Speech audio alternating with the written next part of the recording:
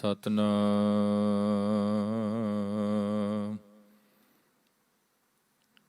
ਵਾਹਿਗੁਰੂ ਸਾਹਿਬ JIO.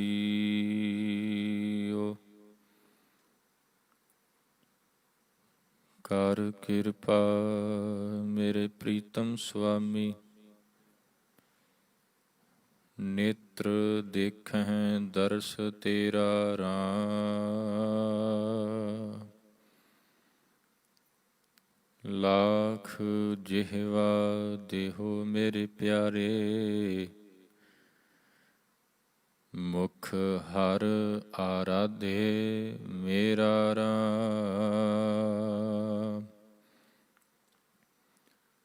ਹਰ ਆਰਾਧੇ ਜਮ ਪੰਥ ਸਾਧੈ, ਦੁਖ ਨਾ ਵਿਆਪੈ ਕੋਈ।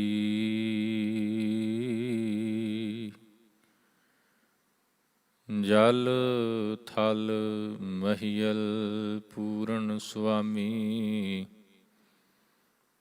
ਜਤ ਦੇਖਾਂ ਤਤ ਸੋਈ। ਭਰਮ ਮੋਹ ਵਿਕਾਰ ਨਾਠੇ, ਪ੍ਰਭ ਨੇਰਹੂ ਤੇ ਨੇਰਾ।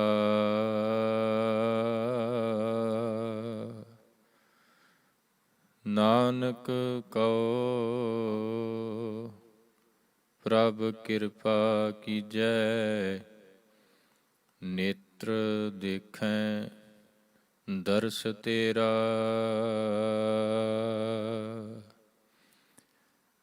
ਜਿਹਬਾ ਗੁਣ ਗੋਬਿੰਦ ਭਜੋ, ਕਰਨ ਸੁਨਹੁ ਹਰਿ ਨਾਮ।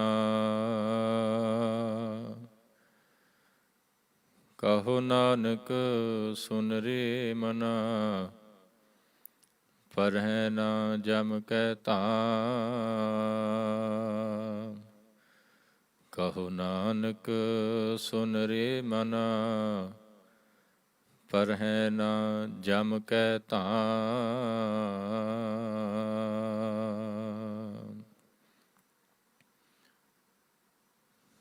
ਪਰਮ ਸਨਮਾਨਯੋਗ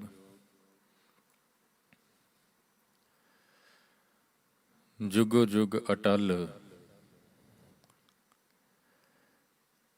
ਸੀਤਲਤਾ ਦੇ ਸੋਮੇ, ਤਪਦਿਆਂ ਨੂੰ ਠਾਰਨ ਵਾਲੇ, ਦੁਖ ਭੰਜਨ ਦਾਤਾ ਸਤਿਗੁਰੂ ਗੁਰੂ ਗ੍ਰੰਥ ਸਾਹਿਬ ਮਹਾਰਾਜ ਜੀ ਦੀ ਪਾਵਨ ਪਵਿੱਤਰ ਹਜ਼ੂਰੀ ਅੰਦਰ ਜੁੜ ਬੈਠੀ ਸਾਧ ਸੰਗਤ ਜੀ, ਬੜੇ ਹੀ ਪਿਆਰ ਅਦਬ ਦੇ ਨਾਲ ਧੁਰ ਕੀ ਬਾਣੀ ਦਾ ਰਸ ਭਿੰਨਾ ਕੀਰਤਨ ਸਰਵਣ ਕੀਤਾ। ਆਓ ਸਾਧ ਸੰਗਤ, ਜਿੱਥੇ ਬੜੇ ਪਿਆਰ ਸਤਿਕਾਰ ਦੇ ਨਾਲ ਕੀਰਤਨ ਵਿੱਚ ਹਾਜ਼ਰੀ ਲਵਾਈ, ਉੱਥੇ ਜੋ ਪਿਛਲੇ ਕੁਝ ਸਮੇਂ ਤੋਂ ਨੌਵੇਂ ਪਾਤਸ਼ਾਹ ਧੰਨ ਗੁਰੂ ਤੇਗ ਬਹਾਦਰ ਮਹਾਰਾਜ ਜੀ ਦੇ ਪਾਵਨ ਸਲੋਕਾਂ ਦੀ ਵਿਚਾਰ ਚੱਲ ਰਹੀ ਹੈ, ਉਸ ਵਿਚਾਰ ਲੜੀ ਨੂੰ ਅੱਗੇ ਤੋਰਦਿਆਂ ਹੋਇਆਂ ਜੋ ਅੱਜ ਦਾ ਪਾਵਨ ਸਲੋਕ ਹੈ, ਜਿਹਬਾ ਗੁਣ ਗੋਬਿੰਦ ਭਜੋ, ਕਰਨ ਸੁਨਹੁ ਹਰਿ ਨਾਮ। ਕਹੋ ਨਾਨਕ ਸੁਨ ਰੇ ਮਨਾ, ਪਰਹਿ ਨਾ ਜਮ ਕੈ ਧਾਮ। ਇਹ 21ਵਾਂ ਸਲੋਕ ਹੈ, 21st ਸਲੋਕ ਹੈ ਸਤਿਗੁਰਾਂ ਦਾ। ਆਓ ਇਹਨਾਂ ਪਾਵਨ ਵਚਨਾਂ ਦੀ ਵਿਚਾਰ ਪ੍ਰਾਰੰਭ ਕਰਨ ਤੋਂ ਪਹਿਲਾਂ ਦਸਮ ਪਾਤਸ਼ਾਹ ਵੱਲੋਂ ਬਖਸ਼ਿਸ਼ ਕੀਤੀ ਹੋਈ ਫਤਿਹ ਦੀ ਸਾਂਝ ਪਾਈਏ। ਸਾਰੇ ਹੀ ਪਿਆਰ ਸਤਿਕਾਰ ਨਾਲ ਬੁਲਾਓ ਜੀ। ਵਾਹਿਗੁਰੂ ਜੀ ਕਾ ਖਾਲਸਾ, ਵਾਹਿਗੁਰੂ ਜੀ ਕੀ ਫਤਿਹ। ਸਤਿਗੁਰੂ ਜੀ ਕਹਿ ਰਹੇ ਨੇ ਕਿ ਤੂੰ ਆਪਣੀ ਜ਼ੁਬਾਨ ਦੇ ਨਾਲ ਉਸ ਵਾਹਿਗੁਰੂ ਦਾ ਨਾਮ ਜਪ। ਕੰਨਾਂ ਦੇ ਨਾਲ ਸੁਣ, ਜਦੋਂ ਜਪੇਗਾ ਤੇ ਸੁਣੇਗਾ, ਫਿਰ ਤੈਨੂੰ ਜਮ ਕੇ ਧਾਮ ਨਹੀਂ ਜਾਣਾ ਪਏਗਾ। ਇਹਦਾ ਕੀ ਮਤਲਬ ਹੋਇਆ? ਜਮ ਕੇ ਧਾਮ ਨਹੀਂ ਜਾਣਾ ਪਏਗਾ ਜੇਕਰ ਤੂੰ ਜਪੇਗਾ ਤੇ ਸੁਣੇਗਾ। ਸਾਧ ਸੰਗਤ, ਜੇਕਰ ਜਮ ਕੇ ਧਾਮ ਨੂੰ ਸਮਝਣਾ ਹੋਵੇ ਤਾਂ ਬਾਣੀ ਦੇ ਵਿੱਚੋਂ ਤੁਹਾਨੂੰ ਅਨੇਕਾਂ ਪ੍ਰਮਾਣ ਮਿਲਣਗੇ, ਜਿਹਦੇ ਵਿੱਚ ਸਤਿਗੁਰਾਂ ਨੇ ਵਾਰ-ਵਾਰ ਸਮਝਾਇਆ ਕਿ ਅਸਲ ਦੇ ਵਿੱਚ ਇਹ ਹੈ ਕੀ। ਆਮ ਤੌਰ ਤੇ ਇਹ ਖਿਆਲ ਬਣਿਆ ਹੋਇਆ ਹੈ ਕਿ ਜਦੋਂ ਇਨਸਾਨ ਦੀ ਮੌਤ ਹੁੰਦੀ ਹੈ, ਉਸ ਨੂੰ ਜਮ ਲੈਣ ਵਾਸਤੇ ਆਉਂਦੇ ਨੇ। ਜਮ ਕਹਿ ਲਈਏ ਜੀ, ਮੈਸੇਂਜਰ ਆਫ ਡੈਥ, ਜਮ ਲੈਣ ਵਾਸਤੇ ਆਉਂਦੇ ਨੇ। ਤੇ ਜੇਕਰ ਜਮ ਲੈਣ ਵਾਸਤੇ ਆਉਂਦੇ ਨੇ ਤੇ ਜਿੱਥੇ ਲੈ ਕੇ ਜਾ ਰਹੇ ਨੇ ਉਹ ਜਮ, ਜਿਹੜੀ ਜਗ੍ਹਾ ਤੇ ਲੈ ਕੇ ਜਾ ਰਹੇ ਨੇ ਉਸ ਨੂੰ ਜਮ ਕਾ ਧਾਮ ਕਹਿ ਸਕਦੇ ਹਾਂ। ਪਰ ਬਾਣੀ ਨੂੰ ਪੜ੍ਹੀਏ, ਸਤਿਗੁਰਾਂ ਨੇ ਜਮ ਕਾ ਧਾਮ ਕਿਸ ਨੂੰ ਕਿਹਾ? ਇਹ ਤਾਂ ਸਾਡਾ ਆਪਣਾ ਖਿਆਲ ਹੈ ਨਾ, ਕਿ ਜਦੋਂ ਕਿਸੇ ਦੀ ਮੌਤ ਹੁੰਦੀ ਹੈ, ਮੌਤ ਤੋਂ ਬਾਅਦ ਜਿਸ ਜਗ੍ਹਾ ਤੇ ਜਾਂਦਾ ਹੈ, ਜਮ ਲੈਣ ਵਾਸਤੇ ਆਏ, ਜਮ ਜਿਸ ਜਗ੍ਹਾ ਤੇ ਲੈ ਕੇ ਗਏ ਉਸ ਨੂੰ ਕਹਿ ਦਿੱਤਾ ਜੀ ਉਹ ਜਮ ਕੈ ਧਾਮ ਚਲਾ ਗਿਆ, ਜਮਾਂ ਦੇ ਘਰ ਚਲਾ ਗਿਆ। ਧਾਮ ਕਹਿ ਲਈਏ ਜੀ ਘਰ। ਸਤਿਗੁਰਾਂ ਨੂੰ ਪੁੱਛੀਏ, ਪਾਤਸ਼ਾਹ ਜੀ ਅਸਲ ਦੇ ਵਿੱਚ ਹੈ ਕੀ? ਤੇ ਖਿਆਲ ਕਰਿਓ, ਸਤਿਗੁਰਾਂ ਨੇ ਕੇਵਲ ਜਿਹੜੇ ਅੰਤਲੇ ਸਮੇਂ ਜਮ ਲੈਣ ਵਾਸਤੇ ਆਉਂਦੇ ਨੇ ਉਹਨਾਂ ਨੂੰ ਹੀ ਜਮ ਨਹੀਂ ਕਿਹਾ। ਗੁਰੂ ਸਾਹਿਬ ਨੇ ਤਾਂ ਇਹਨਾਂ ਵਿਕਾਰਾਂ ਨੂੰ ਵੀ ਜਮ ਕਿਹਾ ਹੈ। ਜਿਹੜੇ ਵਾਈਸਸ ਨੇ, ਕਾਮ, ਕ੍ਰੋਧ, ਲੋਭ, ਮੋਹ, ਹੰਕਾਰ, ਈਰਖਾ, ਨਿੰਦਾ, ਚੁਗਲੀ, ਦਵੈਸ਼, ਇਹ ਸਾਰਿਆਂ ਨੂੰ ਹੀ ਸਤਿਗੁਰਾਂ ਨੇ ਜਮ ਕਿਹਾ ਹੈ। ਦੂਜੇ ਨੰਬਰ ਤੇ ਜਿਹੜੀ ਮੌਤ ਹੈ, ਇਸ ਮੌਤ ਨੂੰ ਜਮ ਦਾ ਨਾਮ ਦਿੱਤਾ ਗਿਆ ਹੈ। ਇਸ ਮੌਤ ਨੂੰ ਜਮ ਕਿਹਾ ਹੈ। ਇਸੇ ਕਰਕੇ ਭਗਤ ਸਾਹਿਬਾਨਾਂ ਨੇ ਵਾਰ-ਵਾਰ ਬੇਨਤੀ ਕੀਤੀ ਪ੍ਰਮਾਤਮਾ ਦੇ ਅੱਗੇ, ਕੀ ਕਹਿਣ ਲੱਗੇ? ਇੱਕ ਦੁੱਖ ਰਾਮ ਰਾਏ ਕੱਟ ਹੋ ਮੇਰਾ, ਅਗਨ ਦਹੈ ਅਰ ਗਰਭ ਬਸੇਰਾ। ਕਹਿੰਦੇ ਇਹ ਮੇਰਾ ਦੁੱਖ ਕੱਟ ਦੋ।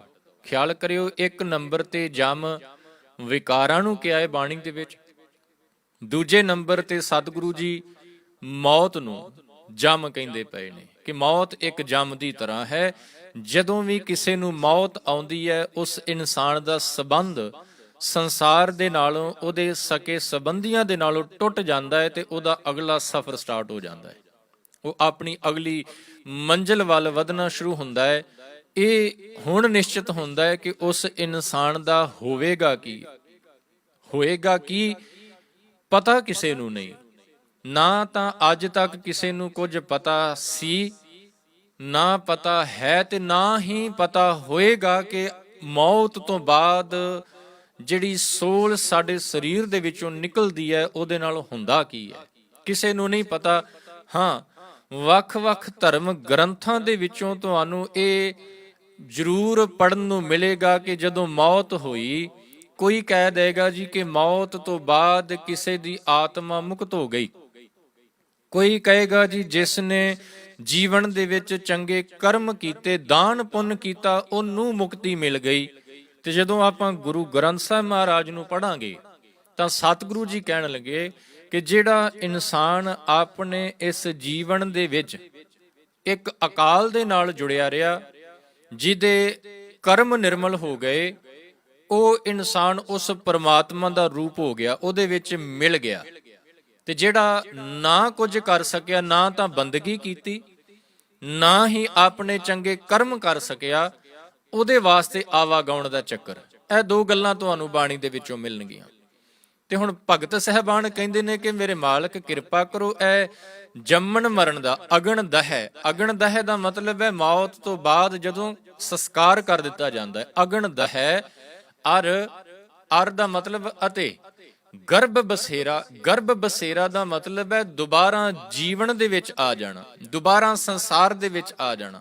ਤੇ ਜ਼ਰੂਰੀ ਨਹੀਂ ਕਿ ਜੇਕਰ ਸਾਨੂੰ ਇੱਕ ਵਾਰ ਇਹ ਮਨੁੱਖਾ ਜੀਵਨ, ਹਿਊਮਨ ਫਾਰਮ ਮਿਲੀ ਹੋਈ ਹੈ, ਤੇ ਸਾਡੀ ਮੌਤ ਤੋਂ ਬਾਅਦ ਸਾਡਾ ਦੂਜਾ ਜਨਮ ਵੀ ਇਸੇ ਤਰ੍ਹਾਂ ਹੋਏਗਾ ਇਨਸਾਨ ਦੇ ਰੂਪ 'ਚ। ਨਹੀਂ, ਜ਼ਰੂਰੀ ਨਹੀਂ।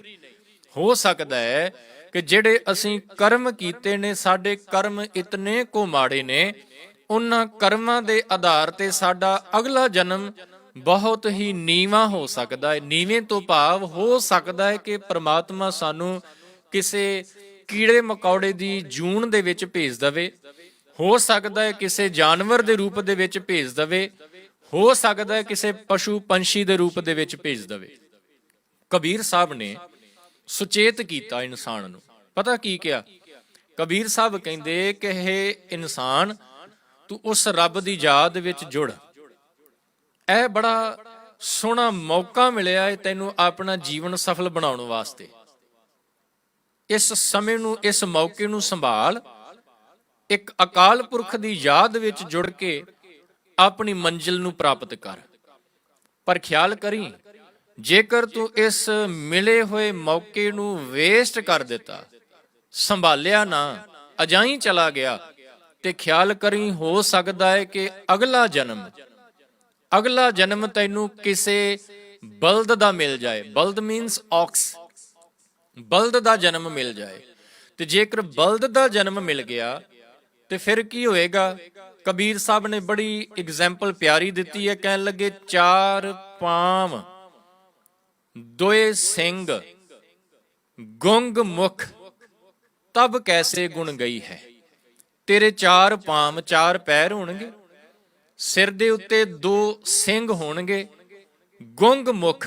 ਗੁੰਗ ਮੁਖ ਦਾ ਮਤਲਬ ਹੈ ਕਿ ਮੂੰਹ ਤੋਂ ਤੂੰ ਗੂੰਗਾ ਹੋਏਗਾ, ਬੋਲ ਨਹੀਂ ਸਕੇਗਾ। ਜਿਸ ਤਰ੍ਹਾਂ ਹੁਣ ਤੂੰ ਆਪਣੇ ਮਨ ਦੇ ਵਿਚਾਰ ਦੂਜੇ ਦੇ ਅੱਗੇ ਬੋਲ ਕੇ ਦੱਸਦਾ ਹੈ, ਭੁੱਖ ਲੱਗੀ ਹੈ, ਆਪਣੇ ਪਰਿਵਾਰ ਦੇ ਕੋਲੋਂ, ਆਪਣੀ ਪਤਨੀ ਦੇ ਕੋਲੋਂ, ਆਪਣੇ ਬੱਚਿਆਂ ਦੇ ਕੋਲੋਂ ਖਾਣ ਵਾਸਤੇ ਮੰਗਦਾ ਹੈ, ਕੋਈ ਦੁੱਖ ਹੁੰਦਾ ਹੈ, ਉਸ ਦੁੱਖ ਬਾਰੇ ਬੋਲ ਕੇ ਵੈਦ ਨੂੰ, ਹਕੀਮ ਨੂੰ, ਡਾਕਟਰ ਨੂੰ ਦੱਸਦਾ ਹੈ। ਕੋਈ ਜੀਵਨ ਦੇ ਵਿੱਚ ਪ੍ਰੋਬਲਮ ਆਈ, ਉਸ ਪ੍ਰੋਬਲਮ ਨੂੰ ਆਪਣੇ ਮਿੱਤਰਾਂ ਦੇ ਨਾਲ, ਆਪਣੇ ਸਕੇ ਸੰਬੰਧੀਆਂ ਦੇ ਨਾਲ ਬੋਲ ਕੇ ਦੱਸਦਾ ਹੈ। ਪਰ ਯਾਦ ਰੱਖੀ, ਜੇਕਰ ਇਹ ਮੌਕਾ ਨਿਕਲ ਗਿਆ ਤੇ ਹੋ ਸਕਦਾ ਹੈ ਤੂੰ ਬਲਦ ਬਣ ਜਾਏ ਅਗਲੇ ਜਨਮ ਦੇ ਵਿੱਚ, ਫਿਰ ਬੋਲਿਆ ਨਹੀਂ ਜਾਣਾ, ਫਿਰ ਆਪਣੇ ਮਨ ਦੇ ਵਿਚਾਰ ਤੂੰ ਕਿਸੇ ਨੂੰ ਦੱਸ ਨਹੀਂ ਪਾਉਣੇ, ਆਪਣੀ ਤਕਲੀਫ ਤੂੰ ਕਿਸੇ ਦੇ ਅੱਗੇ ਬਿਆਨ ਨਹੀਂ ਕਰ ਪਾਉਣੀ। ਚਾਰ ਪਾਮ ਦੋਏ ਸਿੰਘ ਗੁੰਗ ਮੁਖ ਤਬ ਕੈਸੇ ਗੁਣ ਗਈ ਹੈ। ਫਿਰ ਕਿਵੇਂ ਗੁਣ ਗਾਏਗਾ? ਫਿਰ ਕਿਸ ਤਰ੍ਹਾਂ ਉਸ ਅਕਾਲ ਦੀ ਯਾਦ ਵਿੱਚ ਜੁੜੇਗਾ? ਤਬ ਕੈਸੇ ਗੁਣ ਗਈ ਹੈ, ਉਠਤ ਬੈਠਤ ਠੇਂਗਾ ਪਰ ਹੈ, ਤਬ ਕਤ ਮੂੰਡ ਲੁਕਈ ਹੈ। ਕਹਿੰਦੇ ਫਿਰ ਤੈਨੂੰ ਕਿਤੇ ਵੀ ਢੋਈ ਨਹੀਂ ਮਿਲਣੀ, ਮਾਰ ਪਏਗੀ। ਜਿਹੜਾ ਤੇਰਾ ਮਾਲਕ ਹੋਏਗਾ, ਤੇਰੇ ਕੋਲੋਂ ਦਿਨ ਰਾਤ ਕੰਮ ਲਏਗਾ, ਤੇ ਖਾਣ ਵਾਸਤੇ ਤੈਨੂੰ ਕੀ ਮਿਲੇਗਾ?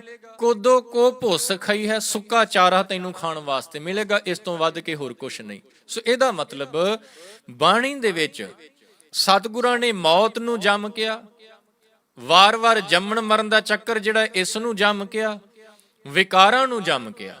ਸਤਿਗੁਰੂ ਜੀ ਕਹਿੰਦੇ ਇਹ ਜੰਮ ਕੇ ਘਰ ਉਹ ਜਾਏਗਾ ਜਿਹੜਾ ਇਨਸਾਨ ਉਸ ਰੱਬ ਦੀ ਯਾਦ ਵਿੱਚ ਨਾ ਜੁੜ ਪਾਇਆ, ਜਿਹੜਾ ਉਸ ਅਕਾਲ ਦੇ ਨਾਲ ਨਾ ਜੁੜਿਆ।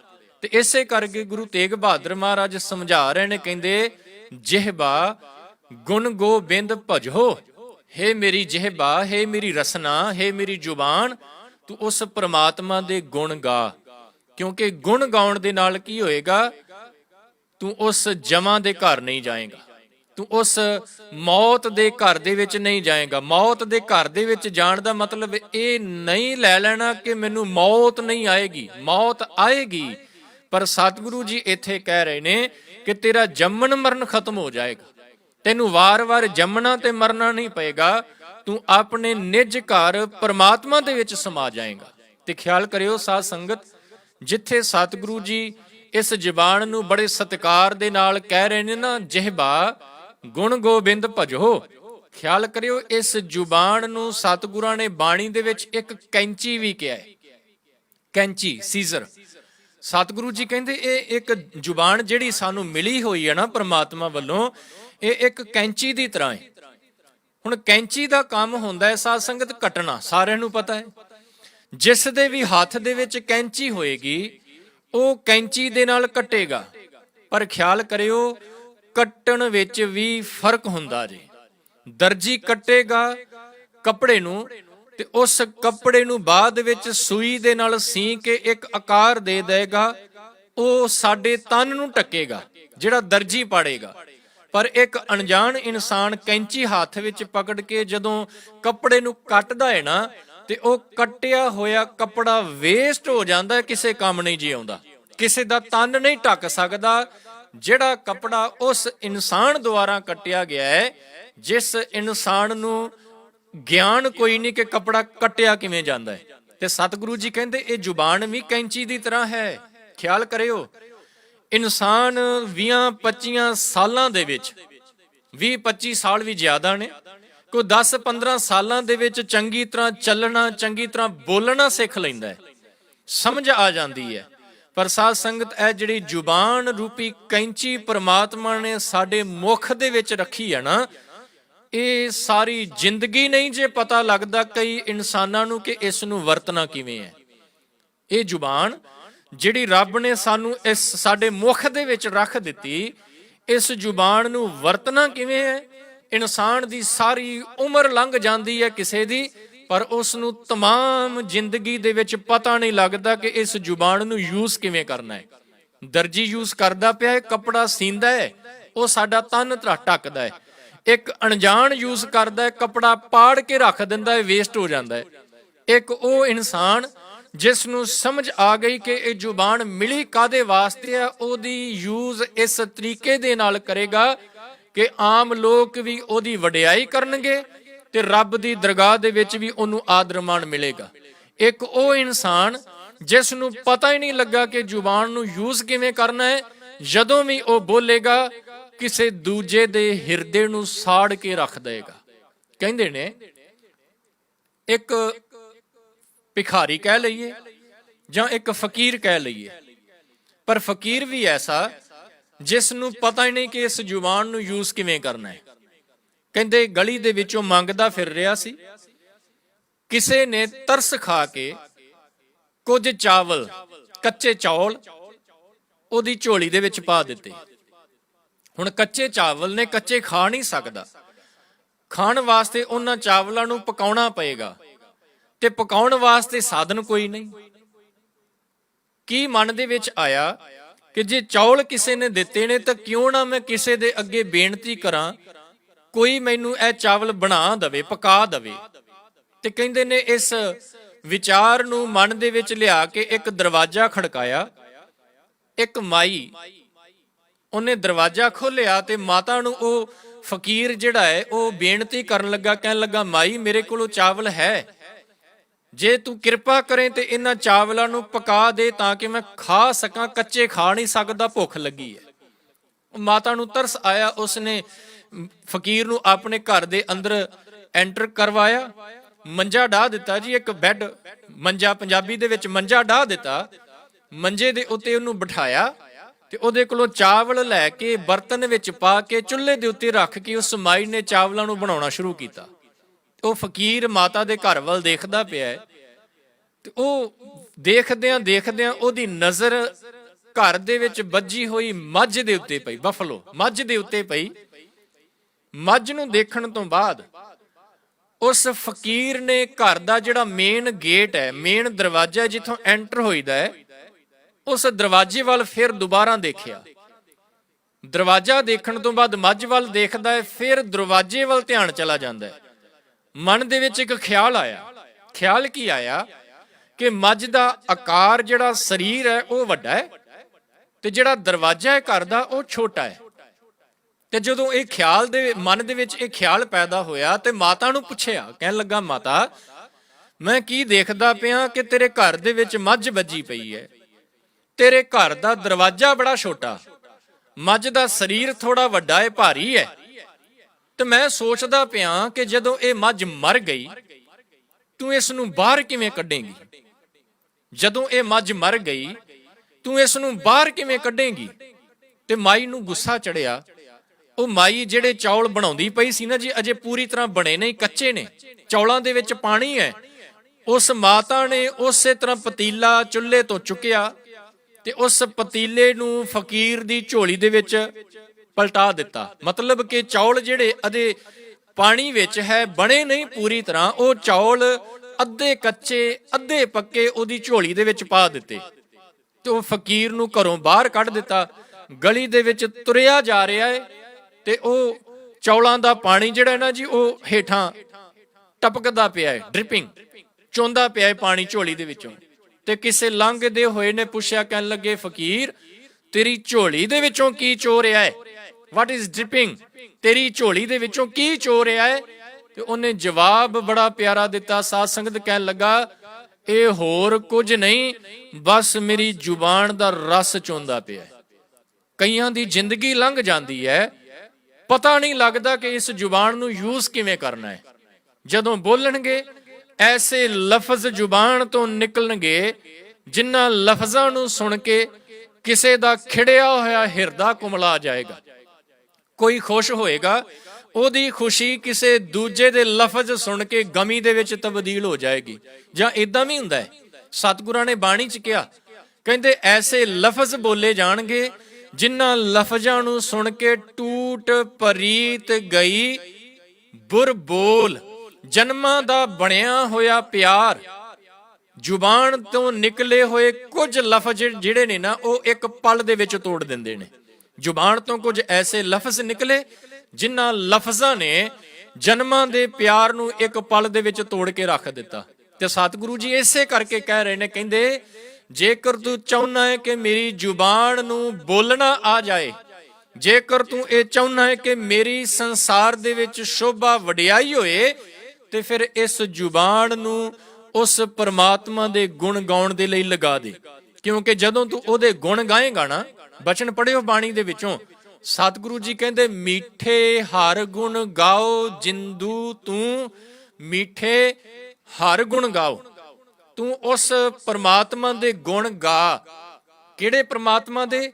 ਉਹ ਅਕਾਲ ਪੁਰਖ ਵਾਹਿਗੁਰੂ ਜਿਹੜਾ ਬੜਾ ਮਿੱਠਾ, ਜਿਹੜਾ ਬਹੁਤ ਮਿੱਠਾ ਬੋਲਦਾ ਹੈ, ਉਸ ਮਿੱਠੇ ਪਰਮਾਤਮਾ ਦੇ ਗੁਣ ਗਾ। ਤੇ ਖਿਆਲ ਕਰਿਓ ਸਾਧ ਸੰਗਤ, ਜਦੋਂ ਵੀ ਕੋਈ ਭੋਜਨ ਆਪਣੇ ਮੁਖ ਦੇ ਵਿੱਚ ਆਪਾਂ ਪਾਉਨੇ ਆ, ਜਿਸ ਤਰ੍ਹਾਂ ਦਾ ਉਹਦਾ ਟੇਸਟ ਹੈ, ਜੇਕਰ ਤਾਂ ਲੂਣ ਵਾਲਾ ਹੈ, ਨਮਕ ਹੈ, ਸਾਲਟੀ ਹੈ, ਤੇ ਉਹ ਸਵਾਦ ਸਾਡੀ ਜ਼ੁਬਾਨ ਨੂੰ ਆਏਗਾ। ਜੇਕਰ ਆਪਾਂ ਕੁਝ ਮਿੱਠਾ ਖਾਂਦੇ ਪਏ ਆ ਤੇ ਉਸ ਮਿੱਠੇ ਦਾ ਸਵਾਦ ਸਾਡੀ ਜ਼ੁਬਾਨ ਨੂੰ ਆਏਗਾ। ਜੇਕਰ ਕੌੜਾ ਖਾਦਾ, ਉਸ ਕੌੜੇ ਦਾ ਸਵਾਦ ਸਾਡੀ ਜ਼ੁਬਾਨ ਨੂੰ ਆਏਗਾ। ਤੇ ਸਤਿਗੁਰੂ ਜੀ ਕਹਿੰਦੇ ਪ੍ਰਮਾਤਮਾ ਬੜਾ ਮਿੱਠਾ ਹੈ, ਜੇਕਰ ਉਸ ਮਿੱਠੇ ਦੇ ਤੂੰ ਗੁਣ ਗਾਏਗਾ, ਤੇਰੀ ਜ਼ੁਬਾਨ ਨੂੰ ਸਵਾਦ ਵੀ ਮਿੱਠਾ ਹੀ ਆਏਗਾ। ਤੇ ਕੇਵਲ ਸਵਾਦ ਹੀ ਨਹੀਂ, ਐਸਾ ਗੁਣ ਤੇਰੀ ਜ਼ੁਬਾਨ ਦੇ ਵਿੱਚ ਆਏਗਾ, ਜਦੋਂ ਤੂੰ ਆਪਣੀ ਜ਼ੁਬਾਨ ਰਾਹੀਂ ਬੋਲੇਗਾ, ਮਿਠਾਸ ਹੀ ਤੇਰੇ ਮੁਖ ਦੇ ਵਿੱਚੋਂ ਨਿਕਲੇਗੀ। ਐਸੇ ਲਫ਼ਜ਼ ਤੇਰੀ ਜ਼ੁਬਾਨ ਤੋਂ ਨਿਕਲਣਗੇ ਜਿਨ੍ਹਾਂ ਲਫ਼ਜ਼ਾਂ ਨੂੰ ਸੁਣ ਕੇ ਕਿਸੇ ਦਾ ਜੀਵਨ ਸਵਰ ਸਕਦਾ ਹੈ। ਐਸੇ ਬਚਨ ਤੇਰੀ ਜ਼ੁਬਾਨ ਤੋਂ ਨਿਕਲਣਗੇ ਜਿਨ੍ਹਾਂ ਲਫ਼ਜ਼ਾਂ ਨੂੰ ਸੁਣ ਕੇ ਕਿਸੇ ਨੂੰ ਖੁਸ਼ੀ ਮਿਲ ਸਕਦੀ ਹੈ। ਪਰ ਇਹ ਹੋਏਗਾ ਉਦੋਂ ਜਦੋਂ ਤੂੰ ਆਪਣੀ ਇਸ ਜ਼ੁਬਾਨ ਦੇ ਨਾਲ ਜਿਹਬਾ ਗੁਣ ਗੋਬਿੰਦ ਭਜੋ, ਜਦੋਂ ਉਹਦੇ ਗੁਣ ਗਾਉਣੇ ਸਟਾਰਟ ਕਰ ਦੇਂਗਾ। ਤੇ ਜਿਨ੍ਹਾਂ ਨੇ ਗੁਣ ਗਾਏ ਸਾਧ ਸੰਗਤ, ਉਹਨਾਂ ਦੀਆਂ ਐਗਜ਼ੈਂਪਲਸ ਰਹਿੰਦੀ ਦੁਨੀਆ ਤੱਕ ਯੂਜ਼ ਕੀਤੀਆਂ ਜਾਣਗੀਆਂ।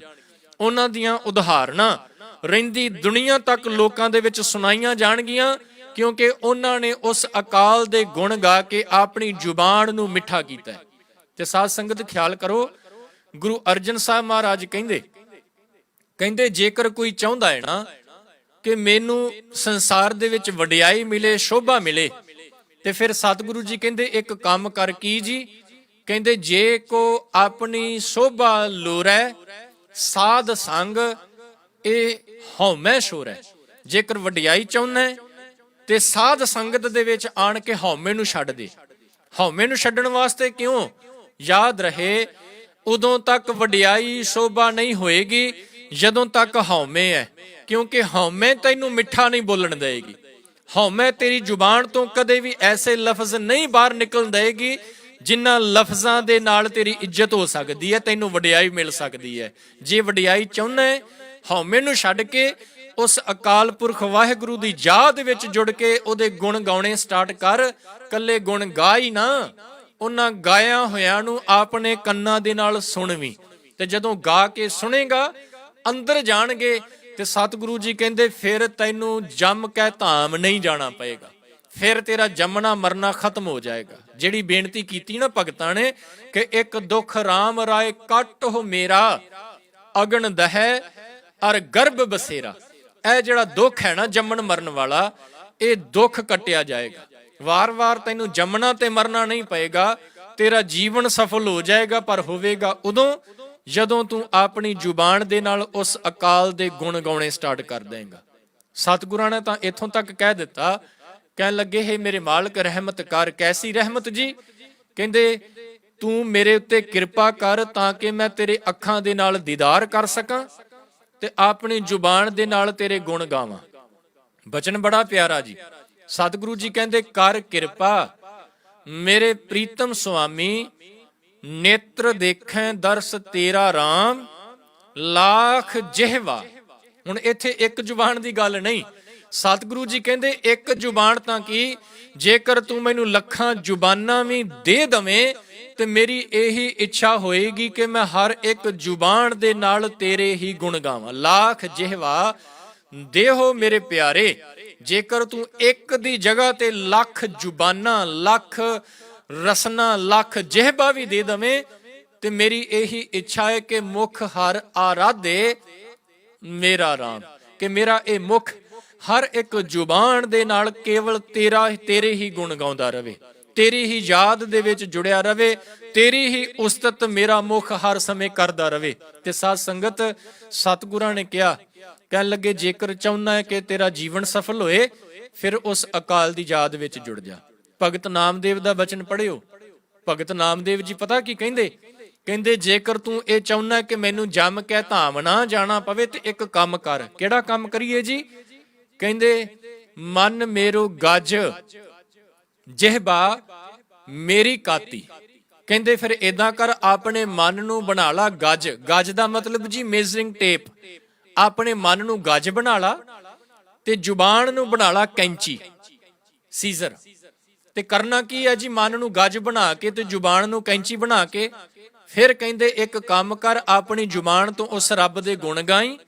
ਜਿਵੇਂ ਜਿਵੇਂ ਤੂੰ ਗੁਣ ਗਾਏਗਾ ਉਸ ਅਕਾਲ ਦੇ, ਤੇ ਇਹ ਏਦਾਂ ਹੋਏਗਾ ਕਿ ਜਿਸ ਤਰ੍ਹਾਂ ਇੱਕ ਦਰਜੀ ਕੱਪੜੇ ਨੂੰ ਮੇਜ਼ਰ ਕਰਕੇ ਕੱਟਦਾ ਪਿਆ ਹੈ ਨਾ, ਬਿਲਕੁਲ ਇਸੇ ਤਰ੍ਹਾਂ ਜਿਵੇਂ ਜਿਵੇਂ ਤੂੰ ਉਸ ਰੱਬ ਦੇ ਗੁਣ ਗਾਏਗਾ ਉਸੇ ਤਰ੍ਹਾਂ ਤੇਰੇ ਜਿਹੜੇ ਜੰਮ ਕੀ ਫਾਸੀ ਜਿਹੜੀ ਹੈ ਨਾ ਉਹ ਕੱਟੀ ਜਾਏਗੀ। ਮੇਜ਼ਰ ਕਰ ਕਰਕੇ ਮੱਪ ਮੱਪ ਕਾਟੋਂ ਜੰਮ ਕੀ ਫਾਸੀ, ਕਹੋ ਨਾਨਕ ਸੁਨ ਰੇ ਮਨਾ, ਪਰਹਿ ਨਾ ਜੰਮ ਕੈ ਧਾਮ। ਤੇ ਸਤਿਗੁਰਾਂ ਨੇ, ਗੁਰੂ ਨਾਨਕ ਸਾਹਿਬ ਨੇ ਇੱਕ ਐਗਜ਼ਾਮਪਲ ਦਿੱਤੀ। ਕਹਿੰਦੇ ਦੇਖੋ ਕਪਾਹ ਦੀ ਖੇਤੀ ਕੀਤੀ ਜਾਂਦੀ ਹੈ, ਕਾਟਨ ਖੇਤ ਦੇ ਵਿੱਚ ਇਹਦੀ ਖੇਤੀ ਕੀਤੀ ਜਾਂਦੀ ਹੈ। ਇਸ ਕਾਟਨ ਨੂੰ ਜਦੋਂ ਪੌਦੇ ਨੂੰ ਇਹ ਫਲ ਲੱਗਦਾ ਹੈ, ਕਾਟਨ ਲੱਗਦੀ ਹੈ, ਇਸ ਨੂੰ ਚੁਗਿਆ ਜਾਂਦਾ ਹੈ, ਇਕੱਠਾ ਕੀਤਾ ਜਾਂਦਾ ਹੈ, ਫਿਰ ਮਸ਼ੀਨ ਦੇ ਵਿੱਚ ਪਾ ਕੇ ਇਸ ਨੂੰ ਸਾਫ਼ ਕੀਤਾ ਜਾਂਦਾ ਹੈ। ਫਿਰ ਸਪਿਨਿੰਗ ਵੀਲ, ਪੁਰਾਣੇ ਸਮੇਂ ਸਪਿਨਿੰਗ ਵੀਲ ਜਿਹਨੂੰ ਚਰਖਾ ਕਹਿੰਦੇ ਨੇ, ਉਹਦੇ ਰਾਹੀਂ ਇਹਨੂੰ ਕੱਤਿਆ ਜਾਂਦਾ ਹੈ, ਧਾਗਾ ਤਿਆਰ ਕੀਤਾ ਜਾਂਦਾ ਹੈ, ਫਿਰ ਧਾਗੇ ਤੋਂ ਕੱਪੜਾ ਬੁਣਿਆ ਜਾਂਦਾ ਹੈ, ਫਿਰ ਕੈਂਚੀ ਦੇ ਨਾਲ ਕੱਟਿਆ ਜਾਂਦਾ ਹੈ, ਸੂਈ ਦੇ ਨਾਲ ਸੀਤਾ ਜਾਂਦਾ ਹੈ, ਸਟਿਚ ਕੀਤਾ ਜਾਂਦਾ ਹੈ। ਸਤਿਗੁਰੂ ਗੁਰੂ ਨਾਨਕ ਸਾਹਿਬ ਕਹਿੰਦੇ ਵੇਲ ਪਿੰਨਾਇਆ ਕੱਤ ਬੁਣਾਇਆ, ਕੱਟ ਕੁੱਟ ਕਰ ਖੁੰਬ ਚੜਾਇਆ, ਲੋਹਾ ਵੱਡੇ ਕੈਂਚੀ, ਲੋਹਾ ਵੱਡੇ ਦਰਜੀ ਪਾੜੇ, ਸੂਈ ਧਾਗਾ ਸੀਵੇਂ। ਸੂਈ ਤੇ ਧਾਗੇ ਦੀ ਮਦਦ ਦੇ ਨਾਲ ਸੀਤਾ ਜਾਂਦਾ ਹੈ।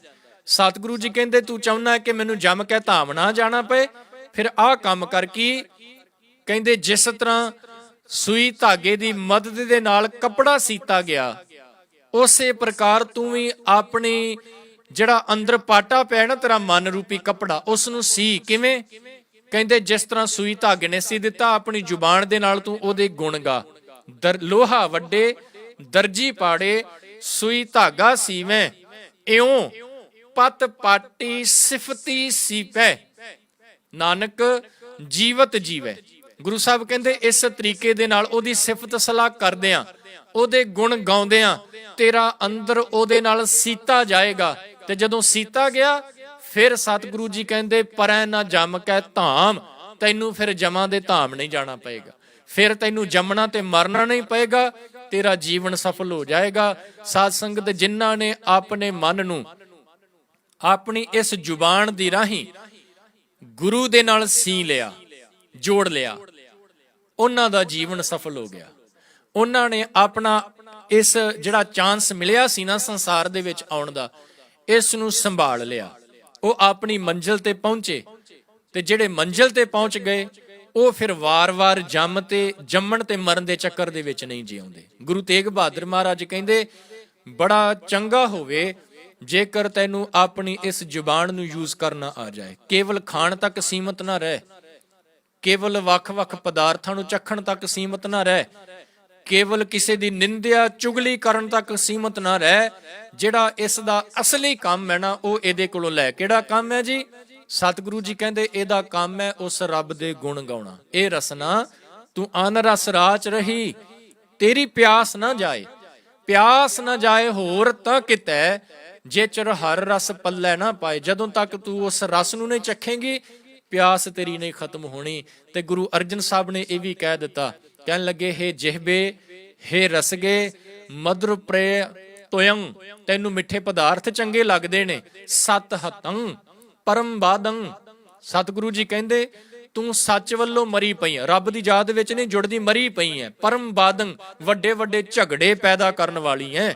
ਤੇ ਜਦੋਂ ਫਿਰ ਇਹਦੇ ਇਸ ਜ਼ੁਬਾਨ ਦੇ ਨਾਲ ਗੁਣ ਗਾਏ ਜਾਂਦੇ ਨੇ ਨਾ, ਸਤਿਗੁਰੂ ਜੀ ਕਹਿੰਦੇ ਫਿਰ ਝਗੜੇ ਨਹੀਂ ਜੇ ਪੈਦਾ ਹੁੰਦੇ, ਫਿਰ ਝਗੜੇ ਸੋਲਵ ਕੀਤੇ ਜਾਂਦੇ ਨੇ। ਫਿਰ ਮੁਸ਼ਕਲਾਂ ਪੈਦਾ ਨਹੀਂ ਹੁੰਦੀਆਂ, ਮੁਸ਼ਕਲਾਂ ਨੂੰ ਖਤਮ ਕੀਤਾ ਜਾਂਦਾ ਹੈ। ਪਰ ਉਦੋਂ ਹੋਣਗੀਆਂ ਜਦੋਂ ਜਿਹਬਾ ਗੁਣ ਗੋਬਿੰਦ ਭਜੋ, ਕਰਨ ਸੁਨਹੁ ਹਰ ਨਾਮ, ਕਹੋ ਨਾਨਕ ਸੁਨ ਰੇ ਮਨਾ, ਪਰੈ ਨਾ ਜਮ ਕੈ ਧਾਮ।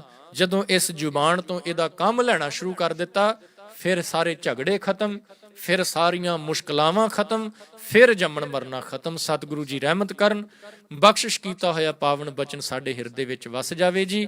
ਹੋਈਆਂ ਭੁੱਲਾਂ ਦੀ ਖਿਮਾ। ਵਾਹਿਗੁਰੂ ਜੀ ਕਾ ਖਾਲਸਾ, ਵਾਹਿਗੁਰੂ ਜੀ ਕੀ ਫਤਿਹ।